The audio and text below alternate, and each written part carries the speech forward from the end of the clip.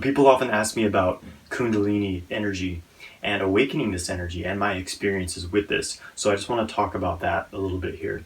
So there's a lot of, if you do some research, you'll find a lot of different definitions on what Kundalini energy is and how to activate it. And for me personally, I feel that the Kundalini energy is this dormant energy that is responsible for our spiritual growth and our spiritual awakening, and really stepping into our true nature, our superhuman nature. And there's different ways to go about activating this energy. Sometimes it happens spontaneously through life experiences or maybe near-death experiences. There's a lot of different ways you can activate this energy. And I'm going to give you guys a little technique that can help you to activate your Kundalini energy at the end of this video.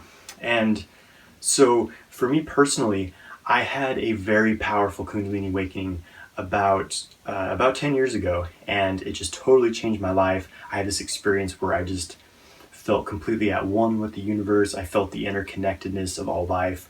I saw that we were just like cells in this cosmic organism, and I really saw a greater purpose to my life and a greater path to live my life, other than just, trying to make money, working at a job, and just not really going anywhere with your life or doing anything truly purposeful. So this was a very powerful experience for me, and I was never the same after it happened.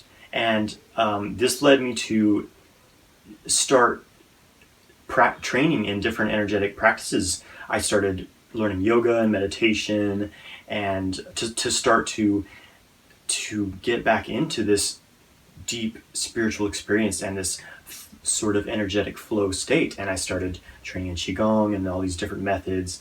And first I got into Kundalini yoga, which is a very powerful practice, but I feel that it's a bit unbalanced. It's a very fiery practice, and it made me become very ungrounded, very disconnected from my body.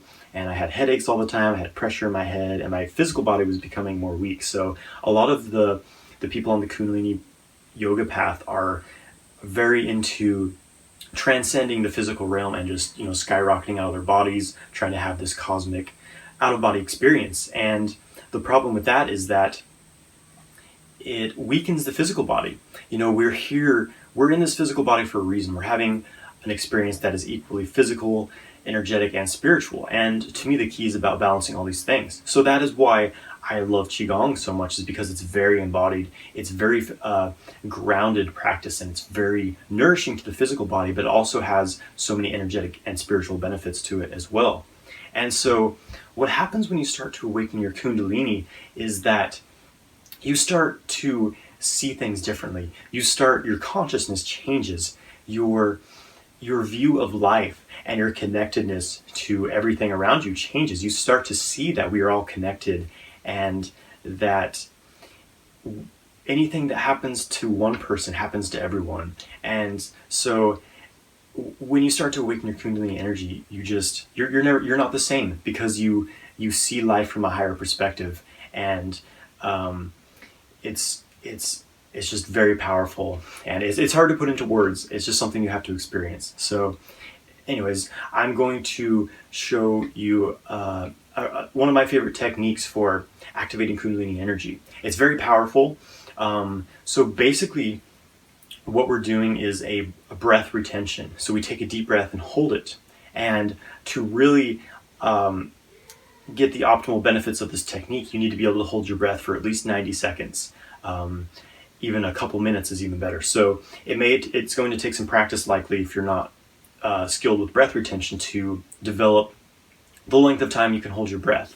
And you can do some research on how to do this, how to lengthen the time you can hold your breath. But with training, you'll be able to develop quite quickly. So basically, we take a deep breath and hold it, and we're going to do some bandhas, which are these sort of locks, as they're known in yoga practice. So the first one is Mula Bandha, which is just a root lock. So you clench the perineum, the same muscles you use to hold back urine if you have to pee, and you clench the perineum muscle, also the anal muscle, and the tailbone muscle as well. Like this, it's sort of above the anus near the bottom of the tailbone. So squeezing all those muscles, that's the Mula Bandha root lock. The second bandha is Uddiyana Bandha. So what we do is basically we suck in our stomach and pull it up. And we're going to be doing this while we're holding the breath in. So it may be a little awkward, a little difficult at first, but that is the practice. That's the second bandha. So you hold your breath, you pull in the stomach and pull it upward. So you feel like you're sucking your stomach up into your chest. That's the second one. The third one is the Jalandhara bandha, which is just you lower your chin and this sort of seals the neck. So the purpose of these bandhas is that they seal the energy in. We're going to be sort of compressing, condensing this energy in our core, and it heats up and tends to cause the energy to rise up our central channel, the Sushumna. And this can lead to powerful Kundalini activation. And so when you're first doing this practice, I recommend you not do it any more than 3 times in a day when you're first learning. There's a tendency, because this is very powerful, for you to become overheated from this practice. I'm currently in Australia. It's basically summer here, and I was doing this outside in the sun, and I was doing this like probably 5 or 6 times, and I overheated. So you have to be careful with this, and just listen to your body. If you start to get symptoms of overheating, like headaches, dizziness, feeling ungrounded, feeling anxiety, take a break from it for a little while. So don't do any more than 3 times per day in the beginning. But this is great to do in conjunction with a Qigong practice, because Qigong is very grounding, so it's going to really help any sort of Kundalini practice that you're doing. So just to review, we take a deep breath and hold it, and we do our 3 locks. So Mula Bandha, clenching the pelvic floor muscles, Uddiyana Bandha, pulling the abdomen in and up, and the Jalandhara Bandha, tucking the chin in, tucking the neck. So that's basically it. And you hold your breath and place your focus in the lower dantian area, which is about 2 or 3 inches beneath the navel and then inside the belly. So it's really this very center of our gravity. And this is sort of considered to be the stove that we cook our energy in. So when you compress energy in here, it heats up, and it just steams up the central channel. It's very powerful. So I'm just going to guide you guys through 1 round of this. I'm not going to hold my breath for as long as I normally would doing this, just to kind of give you a quick demonstration of this practice. So I begin by doing some deep breathing. This will help you to hold your breath longer. So just breathing in and out the nose. Really inhaling to your 100% capacity, then exhaling all your air out. Let's do 9 of these.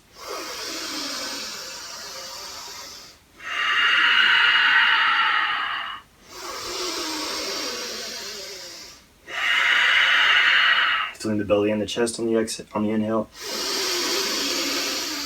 Exhaling everything out.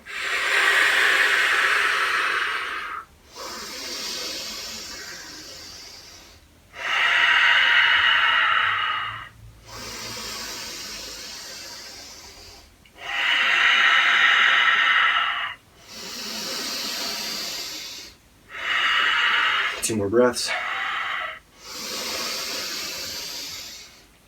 Exhale out all your air. Inhale to about 90% of your capacity and hold. Mula Bandha, pelvic floor, squeeze. Uddiyana Bandha, pulling the abdomen up and tuck the chin. Focusing on the navel, lower dantian, feeling energy condense here.